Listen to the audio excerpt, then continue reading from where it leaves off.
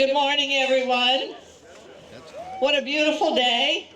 What a great day for the firefighters. What a great day for Greenfield. I'm so excited about this. I said to someone a minute ago, it's almost like giving birth to an elephant. I don't know what that's like, but it can't be easy. And this has not been, there's not been an easy, we are also amongst ourselves, building committee members and the like, often fond of saying, there's nothing easy about this project. But we're here, and this is the first step in getting us a beautiful, modern, up-to-date fire station for the next 50 to 75 years. So we should all give ourselves a big pat on the back for that. I do want to welcome everyone, including our dignitaries here, and to thank just an amazing number of people. As you know, we're in a temporary fire station.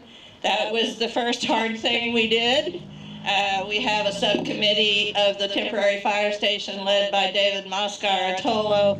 They did a great job of helping the chief and the firefighters and everyone get that together. And there they are, up on Hope Street.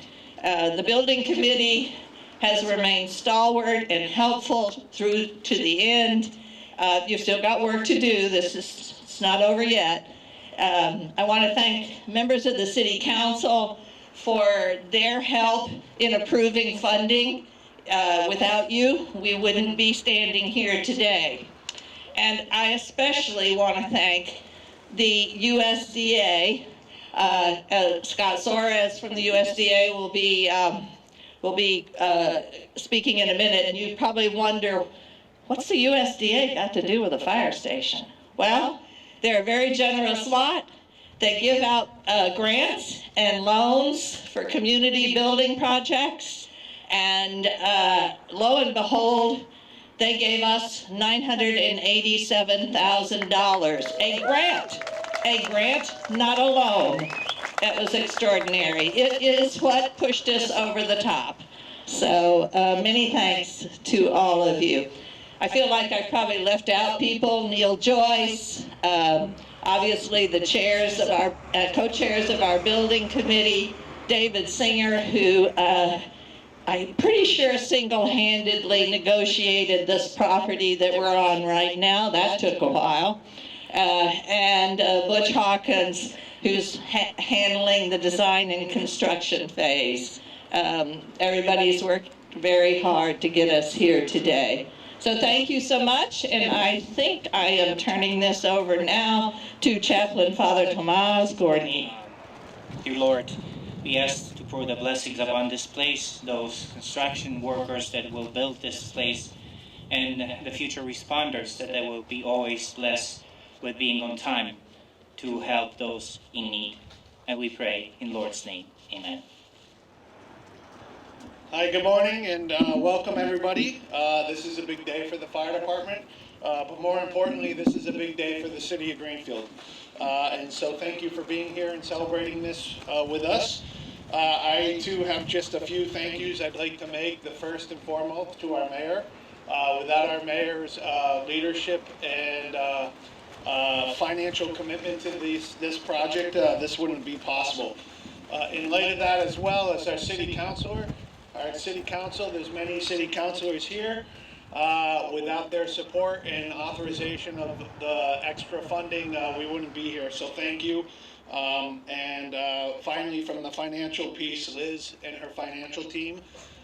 Liz Gilman, amazing work to find the final pieces that we need. The USDA for the grant that we received. The building committee for their hard work and steadfast to this project. H2M, our project management team, whose leadership and guidance has been something that I've been very grateful for. Our architect team at H2M, and the city as a whole, and the citizens of the city of Greenfield, who overwhelmingly support this project and have supported the fire department in the last few years. We have made leaps and bounds with progress. replacing our fleet and soon to replace our building. And we want to send the gratitude to the public at large. And lastly, I'd like to thank my firefighters. The firefighters that we have are the best firefighters that I've ever had the opportunity to work for. Their dedication and commitment to this city is top-notch.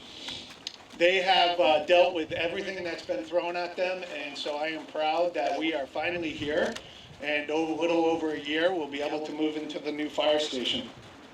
The new fire station is being designed with safety of our firefighters in mind, as well as the capability to respond to the well over 3,500 emergencies that the City of Greenfield's Fire Department responds to, both fire, hazmat, and EMS.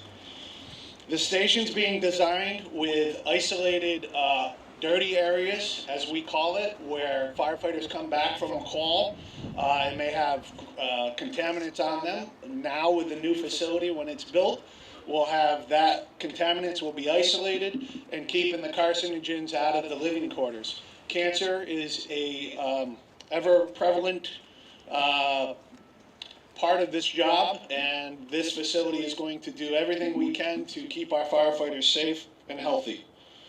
The modern facility will have a large apparatus space for all our apparatus, including our ambulances, fire truck, ladder truck.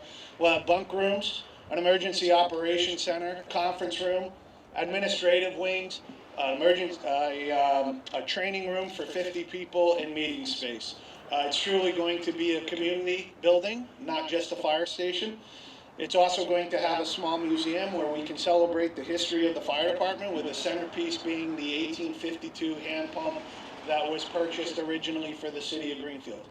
I'd like to again extend my gratitude to all friends and family and coworkers and public at large and dignitaries for being here today. This is a big day for us, and welcome, and thank you again.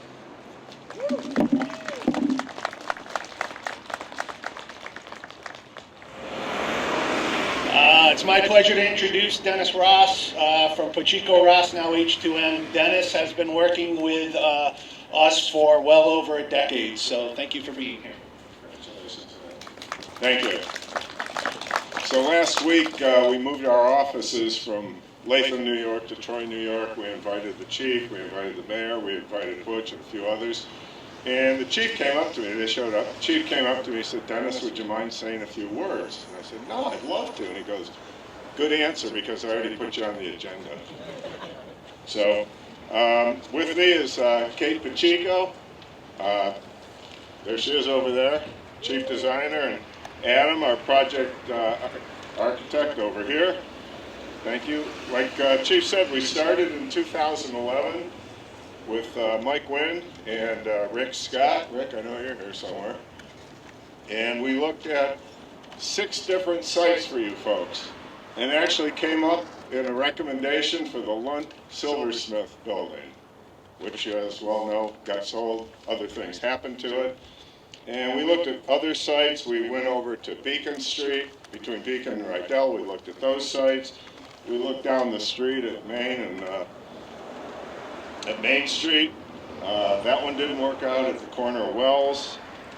And eventually, and again, thanks to the city, we ended up over here. So we've done a lot of work. We've been here 10 years, and we couldn't have done it without teams. So, you know, there's the architectural design building team. We have Tecton Architects. We have Springline Design, and we have a representative here today. Over here, I see a sea of people. I'm not sure where they all are. But our mechanical and electrical engineer, CES. We have Fussin' O'Neill for civil and site work. We have our OPM, CMS, and Neil Joyce. I know where you're standing. You're right there. Thank you very much. And of course, D.A. Sullivan, who's going to build this beautiful building. Thank you. But on the city side, certainly the mayor, who has been tireless in her work. We thank you. Co-chairs Butch Hawkins and David Singer for the committee. Again, love working with you guys. I've worked with many, many committees in Massachusetts, and you guys know exactly what you're doing, how to get it done, and make it all move forward. So thank you. Liz Gilman on finance, Laura Phelps in procurement, Carol for sustainability, and again, lastly but not leastly, City Council for making this happen. We thank you so much. It's my pleasure to introduce Scott Shores, the State Director from the Southern New England Rural Development USDA grant. USDA, as the Mayor said earlier, helped us push us over the finish line with financing. So, welcome. Thanks, Chief, and thank you all for being here today. As the Chief mentioned, my name is Scott Shores. I'm the State Director for what we call Southern New England, but it's the three-state jurisdiction of Connecticut, Massachusetts, and Rhode Island, the only three-state jurisdiction actually in the country.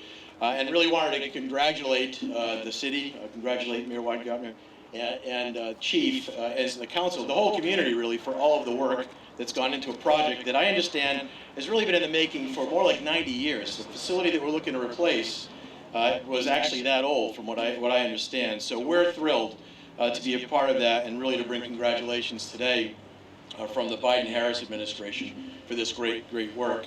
As was already mentioned, why USDA? Well, USDA Rural Development is pretty uniquely positioned to provide this kind of assistance. In fact, our history goes all the way back to the Resettlement Administration, that if we all will think back to the Dust Bowl days and the challenges that we were having across this country with agriculture, that's how we ended up with USDA. But really the breadth of our work is really concentrated on economic development activities and rural development in particular for the communities here around the Commonwealth and southern New England. For this project in particular, thanks to the American Rescue Plan, really historic investments that were made by the Biden-Harris administration to get money on the ground to address challenges that were not only ongoing, but were really exacerbated and highlighted by a result of what happened with the pandemic.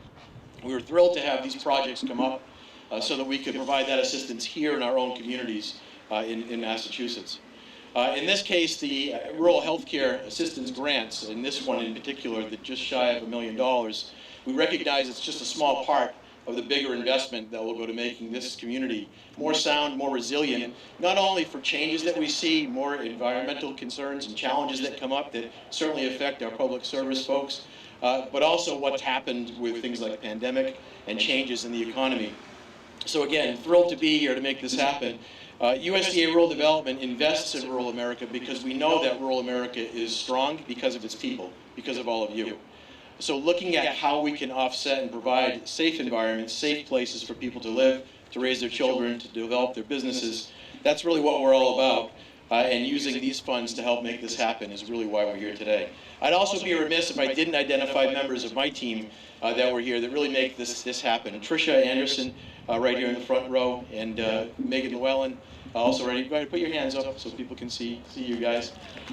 Are really key members of our team that really we start at maybe for virtually every project that comes in the door. And we do a bunch of different projects, not only projects with communities in mind, but housing programs, rural business programs. I know we've done work in Greenfield with Just Roots as an example and some of the land preservation work. So we are here in the community, and I would encourage any projects that come up to let us know. We always start at maybe and really work towards yes, thanks to the assistance that we get to make these programs happen. I'd also be remiss if I didn't mention that this announcement is really timely because this week and coming on Thursday is Rural Health Day on this Thursday. So really thank you for letting us be here today to help make this announcement. Congratulations on the development of the project. We look forward to being with you through thick and thin to make this happen. And again, congratulate you all on the work that you've done to get to this point. Thanks for having us here today. I'll ask the co-chairman, Butch Hawkins, to come up and have a few words. Before he speaks, I did forget to mention to all the departments citywide that have helped. Every single city department has been involved with this project as well, including our DPW, Energy, and wanted to express our gratitude to them as well. Butch Hawkins. Thanks, everybody. So many people it takes to do a project like that. It's amazing, unless you've ever been involved in something like this, to really understand the wealth of people and support you need to do a major project like this. I just can't say enough good things about our 20-member building committee. They've been so supportive in going on 3 years of dealing with this project. They've stuck with us. The talents of the various people here. USDA money comes directly through the talents of one of our committee members, Jen Stromston, who put us in touch with Tricia Anderson, and we can't say enough for her for doing that. We had a 30-day window to get that app in, and the mayor's office and the contractor and the OPM stepped up in a big way to make that happen, and it was a struggle, actually, but they came through for us, so we can't say enough good things about that. I just want to say a thing, make a note about Marlo Warner, our superintendent for the DPW, and the amount of work that he's actually done on this project with the temporary and going forward with this piece here, and the support his staff has given us at a time during the pandemic when he was short-staffed and the crunch was on to get us into the temporary. Just can't say enough about that. And I'm really pretty proud of everybody that showed up here on behalf of the fire department today to honor their groundbreaking. And thank you very much.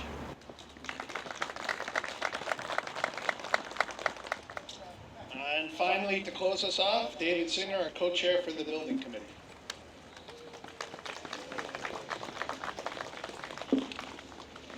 What a great day. Thank you for coming. First, I want to tip my hat to our excellent group working together to build your new fire station. They include Mayor Wedegartner, our ringleader, Chief Strahan, Neil Joyce, our consigliere, Dennis Ross, Adam Champagne, and Contrita Pacheco, our award-winning architects, the fire station building committee members, our unsung heroes, the men and women of the Greenfield Fire Department, our city's finest, and Butch Hawkins, co-chair of the committee. I want to especially shout out two people that I've been working with. First, my co-chair. Where is he? There he is. Butch deserves much credit for getting us all to this moment in time. He was there when it first began, at least 7 years ago, and has been relentless in his fight for the fire station and the fire department. When at first you don't succeed, try again has been his motto. From locating the fire station on Wells Street, to Beacon Street, back to Wells Street, and finally on Main Street, believe it or not, Butch has provided a steady hand and a stubborn determination to plow ahead and achieve the final goal, a brand new fire station for the firefighters of Greenfield. The steady hand he provides comforts us when things get crazy, helping to guide the committee into making good and rational decisions. Without him, the project could have been lost a long time ago. We can have a round of applause for Butch right now.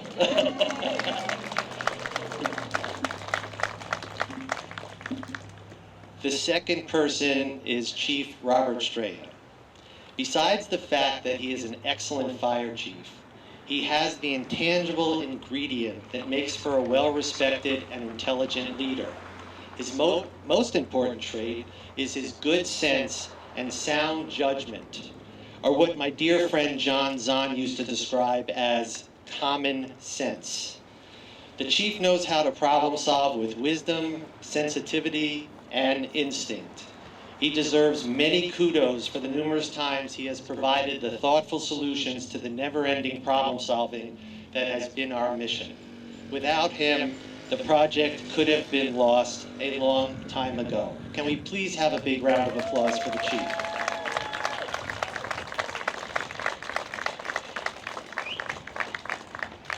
In conclusion, I say, onward to the completion of our new fire station.